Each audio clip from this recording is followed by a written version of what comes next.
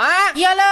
বাড়ি এসে গেছি। আজকে তো রাখি পূর্ণিমা, তুই তো কোনো বাড়ি দিন পড়তে যাস না, এবার কি হলো? আরে মনে থাকলে যেতাম নাকি? আরে তুমিও তো একবার মনে করতে পারতে। হ্যাঁ, সকাল সকাল কোনো কাজ নেই তো এসব কিছু করে বেড়াই। আরে আজকে একটা ছেলে পড়তে যায়নি, যে কটা মেয়ে এসেছিল আমাকে রাখি পড়ানোর জন্য এমন করছিল যেমনটা বন্ধন ব্যাংকের কাকুর জন্য পাড়ার কাকিমারা করে। কেউ আসেনি যখন চলে এলি না কেন? তুমি কি ভাবছো আমি ট্রাই মারিনি? আমি তো ওপর থেকে নিচে অব্দি জোর লাগিয়ে দিয়েছিলাম পালিয়ে আসার জন্য।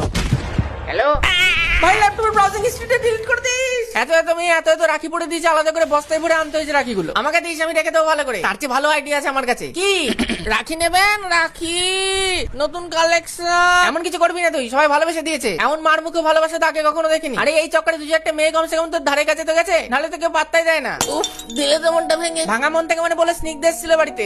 দিয়ে কি বললো? তোর জন্য চকলেট রেখে গেছে। ওমা তাই আর বলেছে বিকালে দেখা করতে পারতে। রাখি পড়াবে তোকে। আরে বৃষ্টিতে ভিজে লেগে গেলি কেন? এই মন মানে না। আরে খেদা যত সব।